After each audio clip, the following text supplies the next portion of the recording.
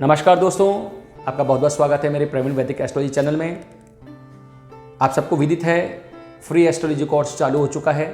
आप लाभान्वित हो रहे हैं, आप मेरे से प्रश्न कर रहे हैं और मैं प्रश्न के जवाब को देने की कोशिश कर रहा हूं।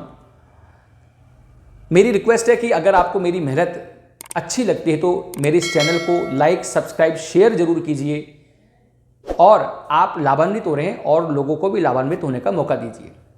मेरे काफ़ी सारे ग्रुप बने हैं फ्री एस्ट्रोलॉजी कोर्स के अंदर। उनमें से कुछ लोगों ने प्रश्न किया है कि आपने तीसरा लेक्चर स्टार्ट कर दिया है और हम अभी ज्वाइन हुए हैं, तो ज्योतिष शास्त्र के बारे में थोड़ा सा हमारा ज्ञानवर्धन कर दीजिए। मैं थोड़ा सा बताते जाता हूं, कोशिश मेरी रहेगी। चौथे लेक्चर को चालू करने से पहले मैं थोड़ा सा ज्योतिष शास्त्र के बारे में बताता हूं, जितना मुझे ज्ञान है। ठीक है, देखिए मैंने बताया था ज्योतिष शास्त्र वेदों का नेत्र है और फलित शास्त्र उस नेत्र की ज्योति है। तो पुराने जमाने में वेदों में तो ज्योतिषी को देवज्ञ बोला गया है। वेदों के 6 अंग बताए गए हैं: शिक्षा, छंद, व्याकरण, निरुक्त, कल्प और ज्योतिष। शिक्षा वेदों का चरण होती है, छंद वेदों की जाति होती है, व्याकरण वेदों का अर्थ होता है, निरुक्त वेदों के कान होते हैं यानी वेदों के शब्दकोश होते हैं, बिना शब्दकोश के तो वाक्य बन नहीं सकता। जो कल्प होता है वो यज्ञ करने की विधि होता है यानी हवन करने का मौखिक प्रस्तुतिकरण होता है। और ज्योतिष ग्रहों की और नक्षत्रों की स्थिति का पता करके एक व्यक्ति विशेष के बारे में बताने का एक ज्ञान होता है। तो वेदों के 6 अंग हो गए, याद कर लो फटाफट से क्या क्या हो गए: शिक्षा, छंद, व्याकरण, निरुक्त, कल्प, ज्योतिष। ये 6 हो गए। अब ज्योतिष के शाखाएं कौन कौन सी हैं? ज्योतिष की कई शाखाएं हैं, जिसमें सिद्धांत शास्त्र है, खगोल शास्त्र है, फलित शास्त्र है या होरा शास्त्र है, संहिता शास्त्र है, मेदिनी शास्त्र है और भी बहुत सारे शास्त्र हैं, शकुन शास्त्र, मुहूर्त शास्त्र और प्रश्न शास्त्र।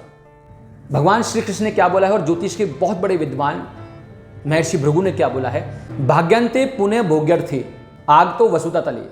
यानी जीवन अमूल्य और अनंत है एवं जीवन और मरण तो जीवन की प्रक्रियाएं हैं, अवस्थाएं हैं।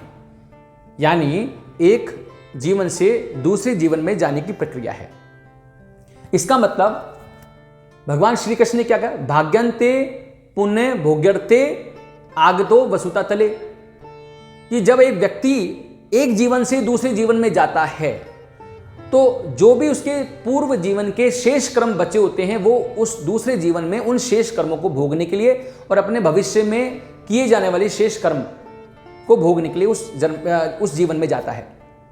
इसका मतलब जो शेष कर्म पूर्व जन्म के थे और भविष्य में आने वाले जो शेष कर्म हैं उनको अगर कोई शास्त्र देख सकता है, उसके बारे में संभावनाएं बता सकता है, तो वो ज्योतिष शास्त्र है। इसलिए ज्योतिष शास्त्र को वेदों का नेत्र और फलित को उस नेत्र की ज्योति बोला गया।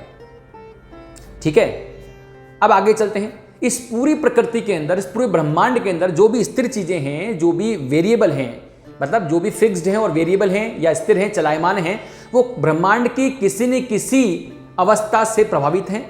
वो चाहे जीव हो, धातु हो, कोई एलिमेंट हो, कोई भी चीज हो, ब्रह्मांड की शक्तियों से प्रभावित है और साथ में ब्रह्मांड उन चीजों के प्रभाव से भी प्रभावित है। तो आपस में दोनों एक दूसरे से प्रभावित होते हैं। इसका मतलब क्या हुआ? यानी जब एक बच्चा जन्म लेता है तो उस समय के ब्रह्मांडीय स्थिति के अनुसार कुछ गुण दोष होंगे। वो गुण दोष उस बच्चे के व्यक्तित्व में जीवन भर प्रभाव डालेंगे।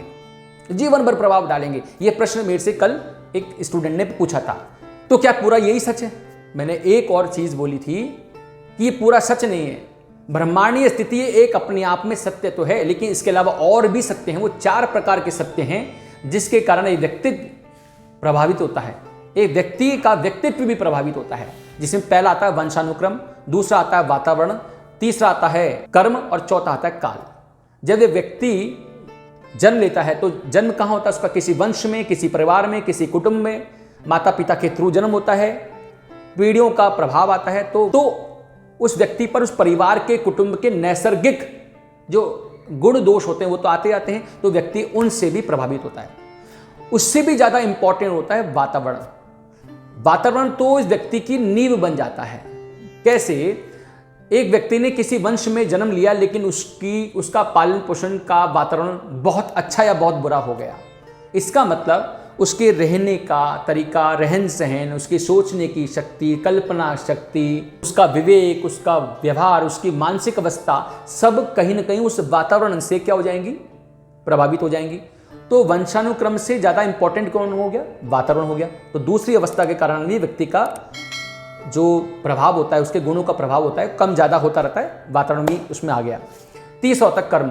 कर्म से अभिप्राय जीवन में किए जाने वाले क्रियाकलाप। अब ये क्रियाकलाप तो मानसिक भी हो सकते हैं और फिजिकल भी हो सकते हैं। इसका मतलब श्री कृष्ण भगवान ने बोला कि अगर आप मन से कुछ सोच रहे हैं वो भी आपका कर्म बन जाता है, वो भी आपका कर्म बन जाता है।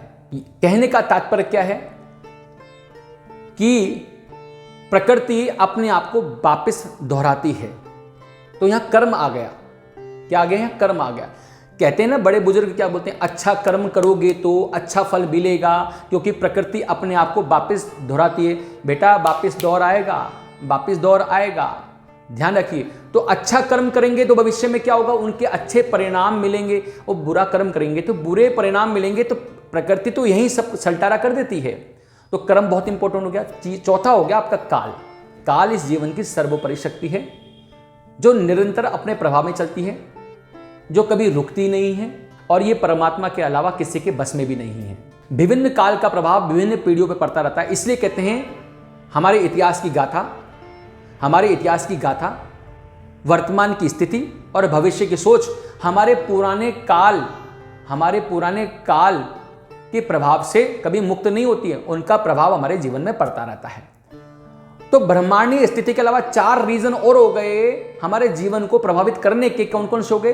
किस वंश में हमने जन्म लिया, किस वातावरण में हम पले बढ़े, हमने क्या कर्म किया और क्या कर्म करने वाले हैं, और हमारा पूर्व का काल क्या था, हमारी पीढ़ियां क्या थी, उनके काल का हमारे पर क्या प्रभाव पड़ रहा है।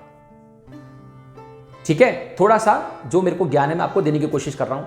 अब काल को भी 2 भागों में बांटा गया है, अखंड काल और खंड काल। अखंड इस पूरी समष्टिगत का अखंड काल, जिसका कोई ना तो आदि है ना कोई अंत है। यही काल इस सृष्टि के निर्माण और प्रलय का कारण बनता है। अब इस अखंड काल को विशेष बिंदुओं को पहचानने के बाद में खंड काल में डिवाइड कर दिया गया है। छोटे छोटे खंड काल में डिवाइड कर दिया गया है।